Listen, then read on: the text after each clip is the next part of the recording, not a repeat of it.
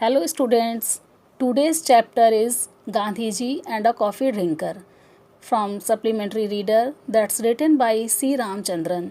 Let's see about the lesson. अब हम लोग इस लेसन के बारे में देखते हैं। ये लेसन जो है गांधी जी और एक कॉफ़ी ड्रिंकर के इर्द गिर्द घूमती हुई कहानी है। Mahatma Gandhi was the father of nation. हम जैसा कि सभी जानते हैं कि महात्मा गांधी को राष्ट्रपिता के रूप में जाना जाता है। He was born 1869 and died 1948। उनका जन्म जो है 1869 ईस्वी में और मृत्यु 1948 ईस्वी में हुई। इसके साथ साथ जो उनका व्यक्तित्व है, उनके व्यक्तित्व को हम एक सरल सहृदयी और दयालु व्यक्तित्व के रूप में जानते हैं। गांधी जी को बहुत ज़्यादा आनंद आता था जो गरीब या बीमार व्यक्ति होते थे उनकी सेवा करने में। तो जो ये स्टोरी हम लोग पढ़ने जा रहे हैं, इस स्टोरी में भी कुछ ऐसा ही है कि गांधी जी एक उनके यहाँ पेशेंट एडमिट होता है साबरमती आश्रम में, और किस तरीके से वो उस पेशेंट के लिए कॉफ़ी को मैनेज करते हैं और कॉफ़ी को कैसे सर्व करते हैं। चलिए आइए देखते हैं। Gandhi ji was a first class nurse to the sick. Gandhi ji बीमार व्यक्तियों के लिए प्रथम श्रेणी यानी अव्वल दर्जे के नर्स यानी परिचारक यानी सेवक हुआ करते थे। Where he picked up nursing was a mystery. उन्होंने ये नर्सिंग यानी सेवा का भाव, जो परिचारक का गुण था, उनके अंदर कहाँ से आया था, ये अपने आप में एक रहस्य था। He certainly did not pass through a nursing school. निश्चित ही उन्होंने यह किसी नर्सिंग स्कूल यानी किसी संस्था से, किसी स्कूल से पास नहीं किया था। As in many other things, अन्य चीज़ों की तरह, when nursing became necessary to him in life, he learned it through the hard way of experience। यानी जब नर्सिंग उनके जीवन में बहुत आवश्यक हो गई अन्य चीज़ों की तरह, तब उन्होंने इस नर्सिंग को कैसे सीखा? हार्ड वे ऑफ एक्सपीरियंस, यानी अनुभवों के कठिन मार्ग पर चलकर, अनुभवों के माध्यम से उन्होंने इस नर्सिंग को यानी सेवा के भाव को सीखा।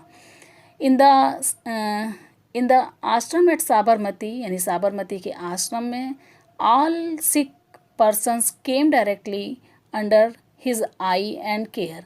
जो भी बीमार व्यक्ति होते थे, वो जो आते थे, वो डायरेक्ट उनकी देखरेख में ही आते थे और वो उनकी सेवा करते थे। Doctors were of course consulted. जो डॉक्टर्स थे वो निश्चित ही वहाँ पर उपलब्ध थे सलाह के लिए। But the care of the sick Gandhi ji arranged in person.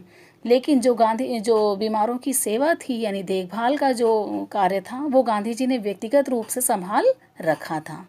It was a joke specially among young people in the आश्रम। ये एक बड़ा जोक का विषय यानी मजाक का विषय था अमंग पीपल इन द आश्रम, जो भी आश्रम के युवा वर्ग थे उनके बीच में।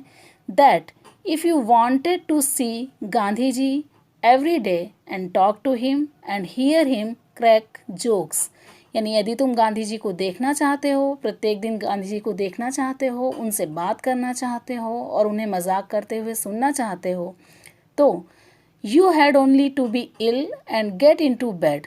तो तुम्हें क्या करना पड़ेगा? सिर्फ बीमार होना होगा और बिस्तर पर लेटना होगा।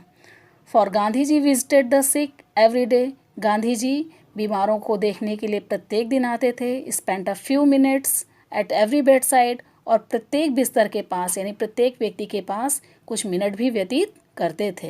Himself saw two things carefully and never failed crack a joke और टू विद द पेशेंट। और वो स्वयं चीज़ों को बहुत ध्यान से, यानी जो बीमार व्यक्ति होते थे और उनके आसपास की जो चीज़ें थी उनको बहुत केयरफुली ध्यान से देखते थे और कभी भी नहीं भूलते थे किसी भी पेशेंट के साथ एक या दो मजाक करना नहीं भूलते थे, ताकि जो पेशेंट थे यानी जो बीमार व्यक्ति थे वो खुश रहें, उनकी मनोदशा अच्छी रहे, सही रहे। इसके लिए वो कभी भी चीज़ों को नॉर्मल रखने के लिए, मरीज़ों को खुश रखने के लिए वो कभी भी मरीज़ों से एक आध जोक करना कभी भी नहीं भूलते थे। There was no day too busy for Gandhi ji to attend sick person. कोई भी ऐसा दिन नहीं था जो गांधी जी के लिए इतना बिजी हो कि वो किसी भी बीमार को देख ना पाए, यानी वो प्रत्येक दिन हर हालत में ज़रूर बीमारों के पास जाते थे, उन्हें देखते थे।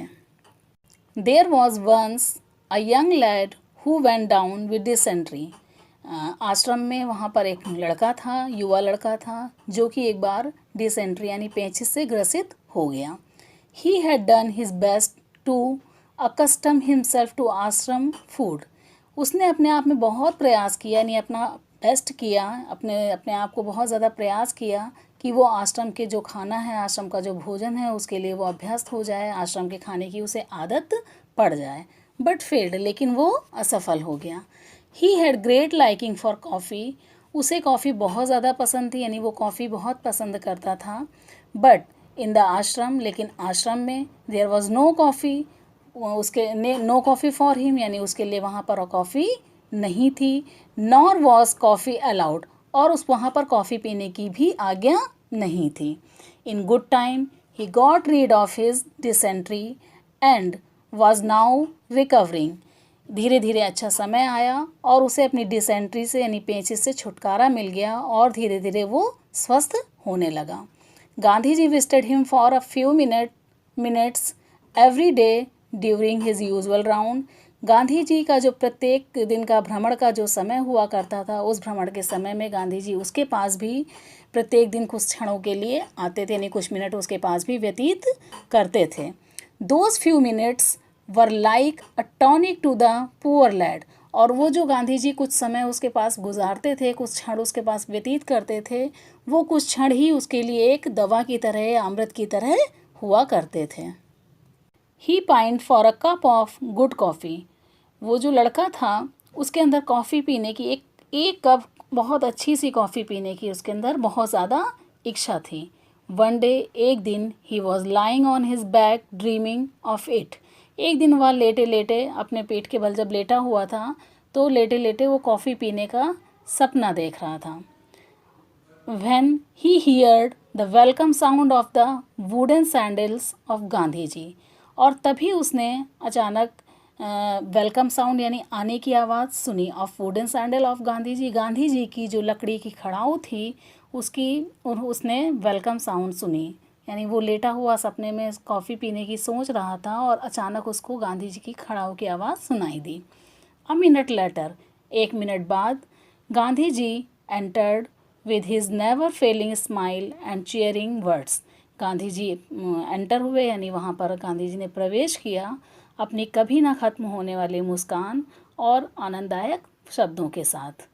ही looked at the lad and said, Gandhi ji ने उस लड़के की तरफ देखा और कहा, now you are decidedly better, अब तुम निश्चित रूप से ही स्वस्थ हो रहे हो, अच्छे हो रहे हो।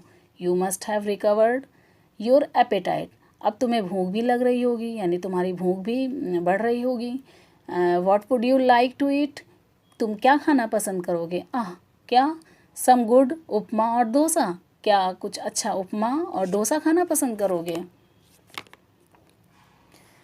Gandhi ji evidently knew all about the lad's partiality for these two good old South Indian dishes, Gandhi ji बहुत अच्छी तरह से जानते थे कि उस लड़के को इन दो जो उन्होंने उपमा और दोसाई के बारे में बताया था, जो दक्षिण भारतीय व्यंजन थे, उसके बारे में उसकी रुचि है।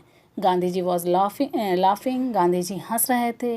The youngster had a sudden brain wave, और अचानक ही उस जो लड़का था उसके मस्तिष्क में एक विचार आया। Could I have a cup of coffee please, he blurred out, उसने बिना सोचे समझे जल्दी से कहा कि क्या मुझे एक कप कॉफ़ी मिल सकती है? Gandhi ji answered with a peal of laughter, Gandhi ji ने ठहाका लगाते हुए हंसते हुए उत्तर दिया, oh you old sinner, that is what you want, तुम पुराने पापी यानी पुराने शैतान हो जो कि तुम इस चीज़ की इच्छा कर रहे हो, यानी यही वह चीज़ है जिसकी तुम इच्छा कर रहे हो। And then seeing the look on the lad's face he added, और उस लड़के के चेहरे की तरफ देखते हुए उन्होंने कहा, you certainly shall have your cup of coffee, निश्चित ही तुम्हें एक कप कॉफ़ी मिल जाएगी। Yes, light coffee will Sood your stomach, हाँ, जो लाइट कॉफ़ी होगी वो तुम्हारे स्टमक के लिए यानी पेट के लिए सही रहेगी। And what will you have with the coffee, और हाँ ये बताओ कि तुम्हें कॉफ़ी के साथ क्या चाहिए? आई डोंट थिंक, मुझे नहीं लगता, वी कैन मेक उपमा और दोसाई, कि मैं उपमा और दोसाई बना सकता हूँ, but warm toast would go well with coffee, लेकिन जो हल्के गर्म टोस्ट होंगे वो कॉफ़ी के साथ अच्छे रहेंगे, ठीक रहेंगे। I shall send you a tray, मैं तुम्हें एक ट्रे भेजूँगा। With that and a kind parting word, Gandhi ji left the room, और इसी के साथ विनम्रतापूर्वक शब्द कहते हुए गांधी जी उस कमरे से चले गए। द लैड ले waiting, he could not believe his good luck. और जो लड़का था वो लेटकर इंतज़ार करने लगा, लेकिन उसे अपने गुड लक पर यानी भाग्य पर अभी भी भरोसा नहीं हो रहा था, विश्वास नहीं हो रहा था। क्यों? क्योंकि कॉफ़ी इन साबरमती आश्रम, कॉफ़ी वो भी साबरमती आश्रम में, and Gandhi ji himself offering to send it into him, और गांधी जी स्वयं उसे भेजने का यह प्रस्ताव करेंगे, इस बात पर उसे भरोसा नहीं हो रहा था। Gandhi जी's cottage was at the other end of the ashram, a good way across the road. Gandhi ji का जो कुटी थी, यानी कि जो उनकी कुटिया थी, घर था जो उनका, वो आश्रम के दूसरे छोर पर यानी रोड क्रॉस करके आश्रम के दूसरे छोर पर था। The lad could well imagine what would happen. जो लड़का था वो अच्छी तरह से इमेजिन यानी कल्पना कर सकता था कि क्या हुआ होगा।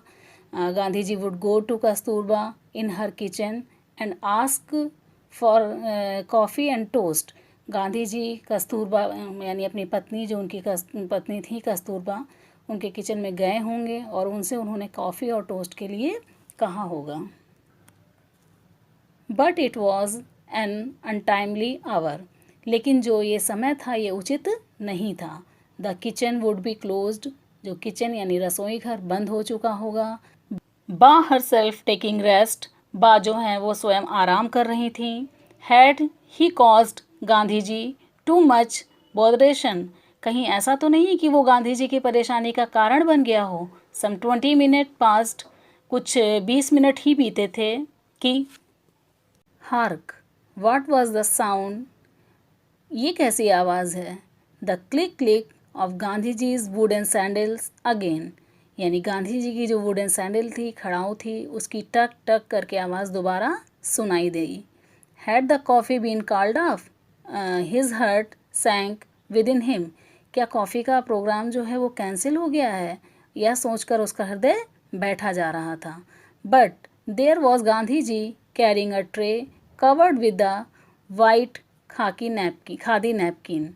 बट लेकिन वहाँ देयर वॉज गांधी जी, लेकिन वहाँ पर गांधी जी थे, कैरिंग अ ट्रे, एक ट्रे को लाते हुए, covered with a white khadi napkin, जो कि एक सफ़ेद रंग की खादी नैपकिन से यानी सफ़ेद रंग के रुमाल से, कपड़े से ढकी हुई थी। यानी ये सोचकर उसका हृदय बैठा जा रहा था कि कहीं ऐसा तो नहीं कि कॉफ़ी का प्रोग्राम कैंसिल हो गया हो, लेकिन वहाँ पर गांधी जी उसको दिखे एक ट्रे लाते हुए जो कि खादी नैपकिन से ढकी हुई थी। द लैड वॉज डैज्ड, जो लड़का था वो देखकर बिल्कुल हक्का बक्का रह गया। वॉट हैड रियली हैपेंड, वास्तव में ये क्या हो रहा है। गांधी जी वॉज स्पीकिंग, गांधी जी वहाँ पर उपस्थित थे और कह रहे थे, now here is your coffee and toast, यह तुम्हारी कॉफ़ी और टोस्ट है। एंड माइंड यू, और तुम ये ध्यान रखना, I made the coffee my self, और मैंने यह कॉफ़ी स्वयं बनाई है। Now like a good south Indian will you certify I can make good coffee, अब क्या तुम एक अच्छे दक्षिण भारतीय व्यक्ति की तरह क्या तुम ये प्रमाणित करोगे कि क्या मैं एक अच्छी कॉफ़ी बना सकता हूँ। बट विस्पर्ड द लैड, लेकिन लड़के ने धीरे से कहा, why did you not ask someone else to bring this for me, क्या आप इस कॉफ़ी को भेजने के लिए किसी और को नहीं भेज सकते थे। I am very sorry I put you to this trouble, मैं बहुत दुखी हूँ कि मैंने आपको इस तरह की परेशानी में डाला। Now now said Gandhi ji, do not ruin your coffee, अब ऐसा करो, गांधी जी ने कहा कि तुम अपनी कॉफ़ी ख़राब मत करो। Cold coffee is bad coffee, जो ठंडी कॉफ़ी होती है वो ख़राब होती है। You see Ba was resting and I did not dare to disturb her, तुम जानते हो कि बा उस समय रेस्ट कर रही थी यानी आराम कर रही थी और मैं उनके आराम में विघ्न नहीं डाल सकता था। And then he said suddenly, और तभी उन्होंने अचानक कहा, well I shall leave you now, और मैं अब तुम्हें छोड़ रहा हूँ यानी मैं तुम्हें छोड़ता हूँ। Someone will come for the tray, कोई दूसरा व्यक्ति आएगा जो कि ट्रे ले जाएगा। With that off he went, और ऐसा कहते हुए वे वहाँ से चले गए। The coffee was light but excellent, coffee जो थी वो हल्की थी लेकिन बहुत ही अच्छी थी। The lad sipped as if it were nectar. जो लड़का था वो कॉफ़ी को ऐसे पी रहा था थोड़ा थोड़ा करके जैसे कि वो मानो वो अमृत पी रहा हो। बट ही वॉज ट्रबल्ड, लेकिन वो परेशानी में था, यानी वो परेशान था। His mind eye saw Gandhi ji opening the kitchen. उसकी जो दिमाग की यानी मस्तिष्क में वो सोच रहा था, उसकी आंखें देख रही थी कि गांधी जी गए होंगे और उन्होंने किचन को ओपन किया होगा। लाइटिंग द स्टोव, और स्टोव यानी गैस को जलाया होगा। मेकिंग द कॉफ़ी, और कॉफ़ी बनाई होगी। And toast and carrying it to him, यानी उन्होंने कॉफ़ी और टोस्ट बनाया होगा और उसके लिए वो स्वयं लेकर आए भी। In order not to disturb others at the untimely hour. और इस पूरे क्रम में गांधी जी ने किसी को भी डिस्टर्ब नहीं किया। ही वॉज ओवरवेल्म्ड, यह सोचकर वो बार बार भाव विभोर हो रहा था।